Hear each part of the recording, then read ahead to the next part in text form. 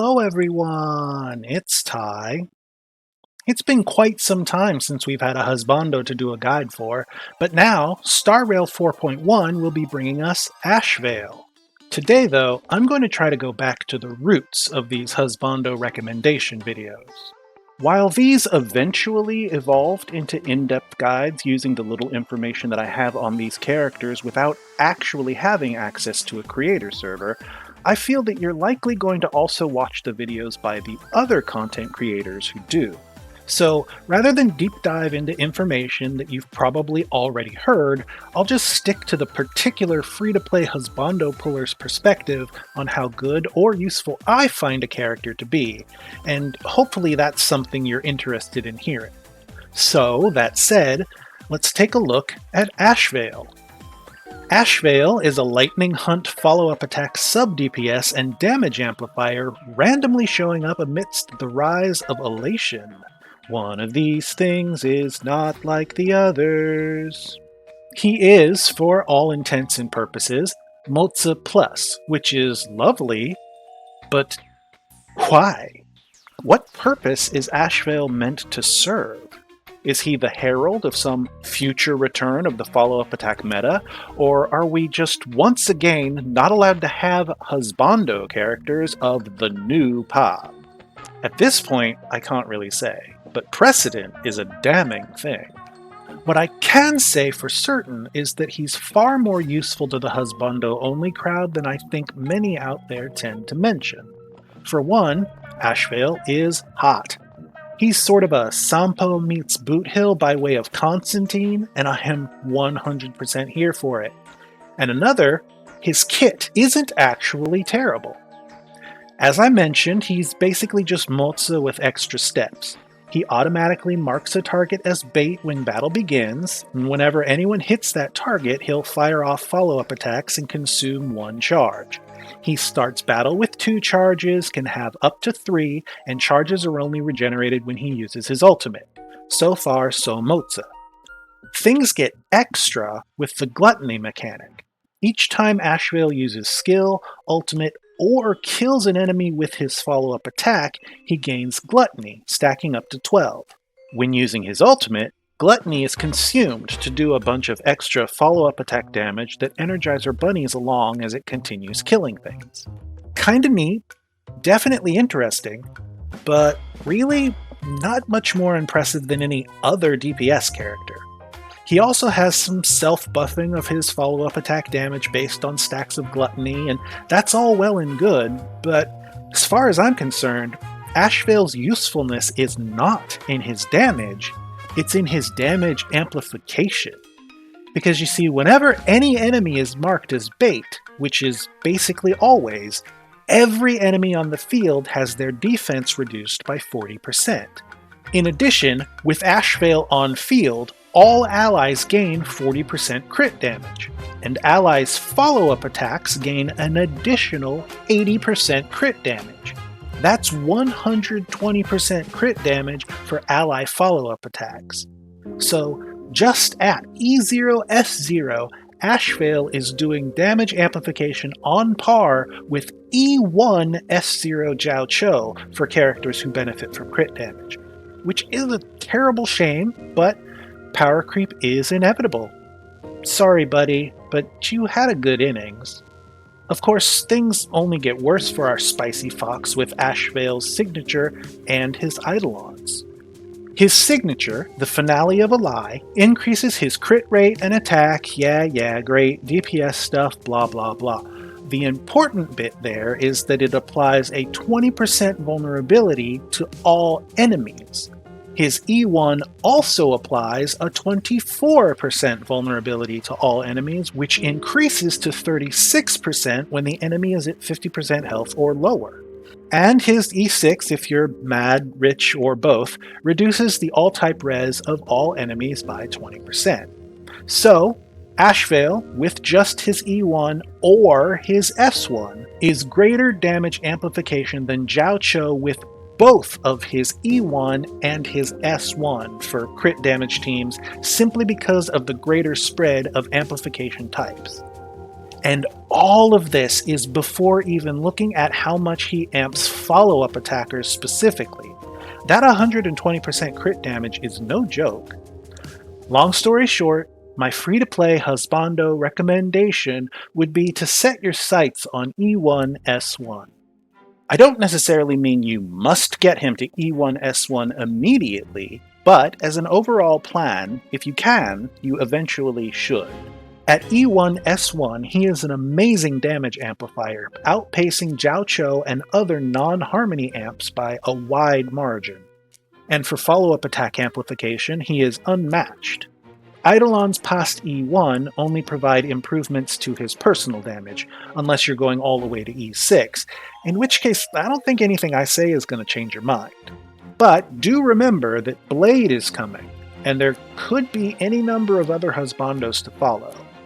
I still maintain that it would be absolutely criminal for there not to be a Sampo SP in this, the Elation arc.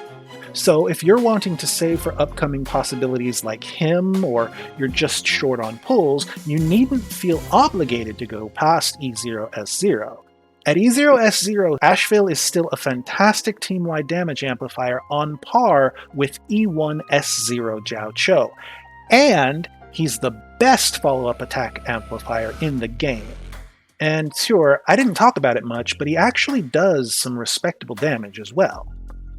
If you're stuck deciding between E1 and S1, note that his E1 provides 24% vulnerability as a baseline that can then go up to 36%, while his S1 only provides a maximum of 20% vulnerability with some greater damage stats for himself. Since he's a hunt character, there are plenty of other hunt light cones available that can provide him with damage numbers, so I would definitely go for E1 over S1. Now, that's basically it, but it feels weird for me not to mention gear and teams at least a little bit, so here we go.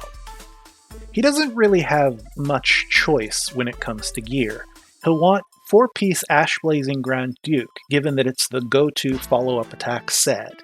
4-piece Pioneer Diver of Dead Waters has the potential to be good, but only if the various def shreds and vulnerabilities he applies count as individual debuffs, and only if, when he uses his skill on a target that already has bait, it still counts as applying bait. As I haven't played him, I don't know if they do, and since the debuffs are spread across such disparate investment levels, it's probably safest to just not bother with it and stick with Grand Duke. For planers, he'll absolutely want to use the new set coming in 4.1, City of Converging Stars. It increases his attack when using a follow-up attack, and gives the entire team an extra 12% crit damage when an enemy is defeated. Unfortunately, that doesn't stack, but another 12% crit damage is another 12% crit damage, so that's nothing to scoff at. Do note that while Duran Dynasty of Running Wolves might seem like a good set for him, Ashveil ends up getting a lot of follow-up attack damage from his talents, so Duran will actually just oversaturate him. The attack from Converging Stars is definitely better, but you can use Duran in the interim while farming up the set of Converging Stars. As for teams, well, I keep hearing everyone talking about Fei Xiao this and Fei Xiao that, but I'm more interested in Ratio. Ashveil is fantastic for Dr. Ratio, particularly given that he provides debuffs. Personally, I'm looking forward to seeing what can be done with a team of Ratio, Aventurine, Ashveil, and Moza. Jingyuan will certainly adore him, benefiting from the insane amount of crit damage on Lightning Lord, while still appreciating the Def Shred and possibly vulnerability, depending on your investment level. And our heavy-hitting skill point hungry boys, Imbibitor Lune and Archer, will also appreciate the crit damage, and the fact that Ashveil is SP positive if you just let the follow-up attack do its thing and only use basic attack, or SP neutral when he uses his skill on the target that is already marked as bait. As far as playing him as the main DPS, I expect he'd do alright in a hypercarry setup, provided someone on the team is attacking his bait. My first thought is Ashveil, Aventurine, Moza, and either Sunday or Jiao Cho, but Tenghuang Permancer Tere would work just as well if you don't have a Venturine, since Ashveil as the bondmate will advance the dragon. Overall, I think the Ashveil Doom posting is significantly overblown. He may not be any sort of supreme Ubermensch follow-up attack amplifier come to single-handedly save Fei Shao and the entire follow-up attack meta, but I still see him as a distinct upgrade for the Husbando roster and a welcome addition to my follow-up attack team. Will his single-target hunt nature find him benched after the shilling stops? Yeah, probably. But his damage amplification will keep him a valuable member of many a team for some time going forward, while still bringing some quite respectable sub-DPS to boot. And who knows, maybe he's just one part of a grander scheme involving future character releases. Either way, I will definitely be glad to have his sexy ass on my character list. But what about you? Are you planning to get Ashveil, or do you think he's just bait? Let me know down in the comments. So, I hope that was still as informative and or entertaining, if not as laden with minutia. In either case, you've come this far, so thank you so much for watching. If you like this sort of thing, please like and subscribe and hit that bell to be notified when I post more things of this or any other nature. Also, leave a comment down below. Let me know if you like this shorter format or if I should just go back to doing the full breadth of the character kits. Like I mentioned, I figure you'll probably watch stuff from Guoba and the like anyway, so it just seems a waste to rehash that sort of thing with data that might not even be correct by the time of release, you know? Also, if you have any questions about anything I said or I didn't say, then leave a comment and I will do my best to answer them. Anywho, thanks again for watching, and I hope to see you all again next time. Bye!